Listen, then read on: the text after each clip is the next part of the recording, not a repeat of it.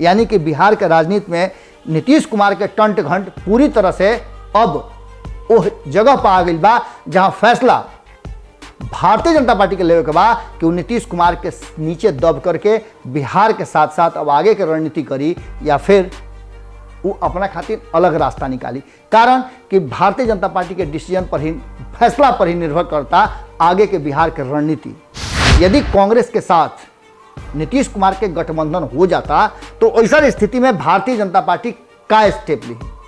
हालांकि तेजस्वी यादव और आरजेडी के सीधा कहना बा कि वो हर हाल में, कोनो हाल में भारतीय जनता पार्टी के साथ ना जाई। कारण कि भारतीय जनता पार्टी के साथ जे गई, नीतीश कुमार से लेकर के जे भी गई, उस सब के इतिहास बदल गई कि बिहार में तो नीतीश कुमार के साथे चल करके कहीं ना कहीं भारतीय जनता पार्टी सत्ता में जरूर बा, लेकिन खुल करके उस सामने नइखे आवत।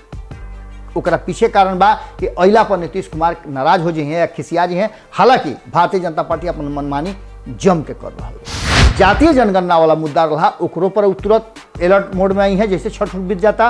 और दूसर का तरफ बिहार के विशेष राज्य के दर्जा के लेकर के भी नीतीश कुमार के टीम पूरा तैयारी कर रहा बा कि अब की हाली ओकरा पर विशेष रूप से दबाव बनावल जाए। बिहार के विकास खातिर लगातार लागल बा, केंद्र सरकार के इंतजार हो रहा बा और ये बात भारतीय जनता पार्टी के बर्दाश्त नहीं है। कारण कि भारतीय जनता पार्टी लगातार नीतीश कुमार के साथ सहयोग में खड़ा बा और नीतीश कुमार के मंत्रिमंडल में भी दू खेमा हो गई बा।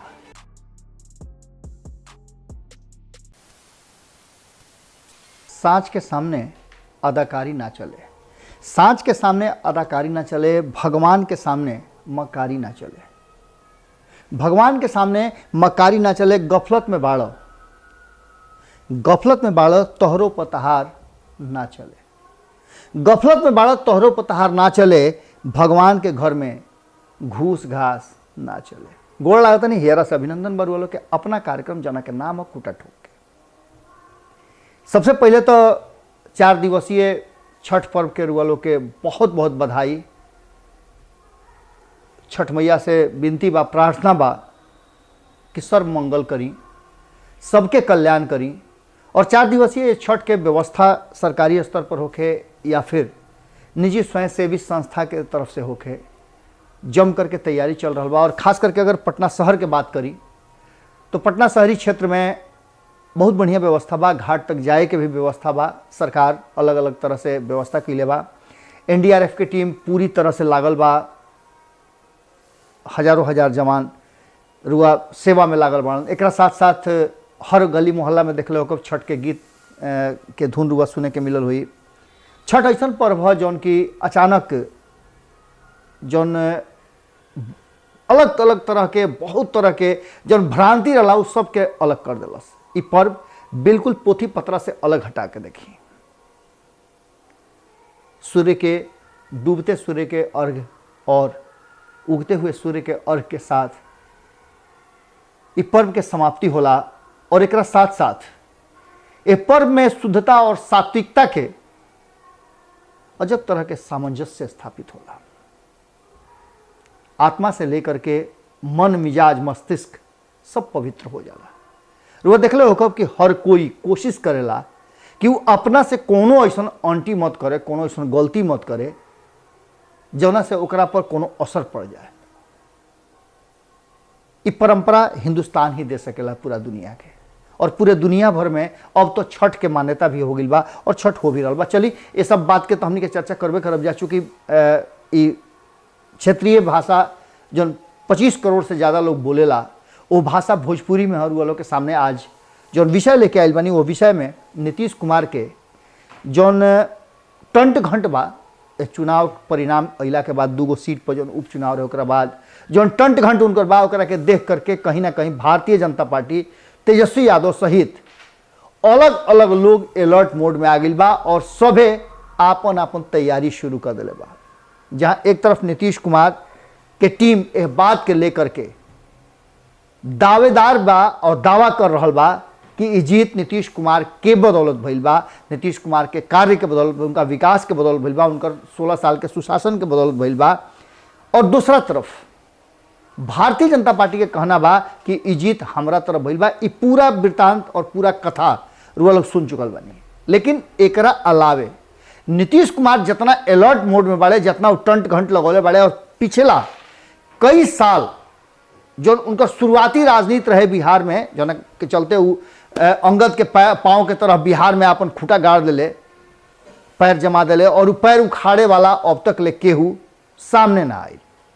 हालांकि कोशिश तो बहुत भइल, तेजस्वी यादव 2020 में कुछ उपाय ना उठा रखले, चिराग पासवान कोनो उपाय ना उठा रखले कि नीतीश कुमार के सत्ता से उखाड़ के कबाड़ के फेंक दिया।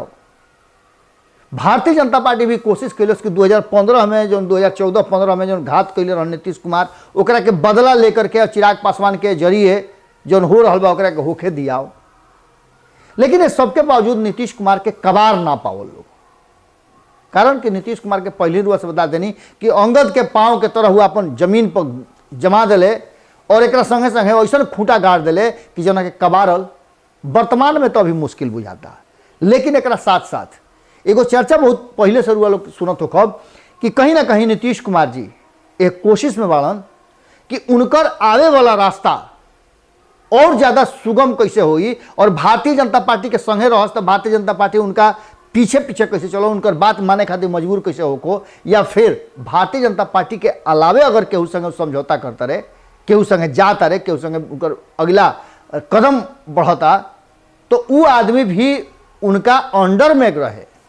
2015 में काहे अचानक से सरकार बनल, सब कुछ भइल, सब ठीक बुझात रहे, एक दांत के रोटी हो गई रहे, टीका फना होत रहे, बहुत कुछ होत रहे, लेकिन अचानक से कैसे बदल गई सब कुछ, ये सब रुआ जानता नहीं।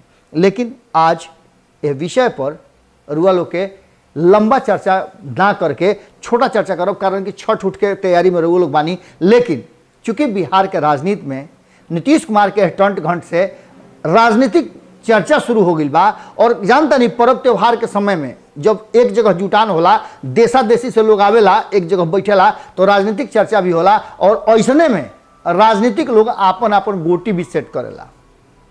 जनता के बीच में जाना और जनता से ई बताना कि हम तारा संगे दुख सुख में शामिल बानी, ई भी एकरे राजनीति के एगो बड़ा जो प्लेटफॉर्म बा वो छठ भी हो जाला। कारण कि देश दुनिया से लोग आवेला और वो लोग तक राजनीतिक दल के लोग पहुँचे के कोशिश करेला।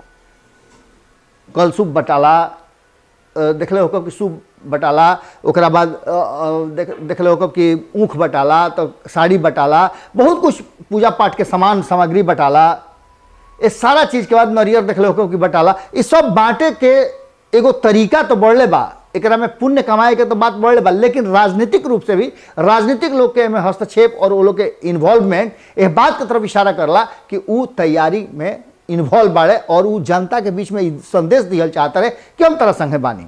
लेकिन एकरा साथ साथ नीतीश कुमार के जो टंट घट बा ओकरा के लेकर के राजनीतिक रूप से बिहार में कम, लेकिन दिल्ली में उथल पुथल ज़्यादा हो रहा बा, और तैयारी अलर्ट मोड में कहीं ना कहीं भारतीय जनता पार्टी, तेजस्वी यादव और चिराग पासवान भी आ गई बा, और संगे संगे नीतीश कुमार के साथे जे लोग नजर आवता, एकरा अलावे कांग्रेस भी अब नया तरीका से अपना के रिवाइव करे के, तैयार करे के कोशिश में लागल बा।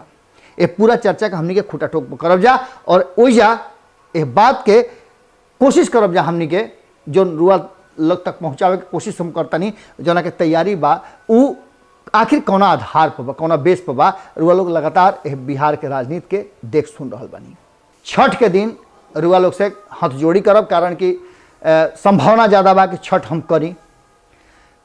यह चलते रुआ लोग से खास करके जो संझली अर्घ बा वो दिन रुआ लोग से हम चाहब माफ़ी मांगब पहले ही से, कारण कि पहले से भी छठ करता होता नहीं, और यह बार भी ईश्वर के अनुकंपा बहुत ज़्यादा रहल बा, यह चलते छठ करे के विचार बा। तो देखता नहीं कि ईश्वर के इच्छा का रहत रुए आज से छठ के शुरुआत हो गई बा। रुआ लोग के बहुत बहुत बधाई देता नहीं, बहुत बहुत शुभकामना बा छठ के, और एक साथ साथ ईश्वर से प्रार्थना भी बा कि सभी तरफ से सुख समृद्धि और शांति के साथ छठ व्रत मनो, और सब पर माता रानी की कृपा हो। गोड़ लागत।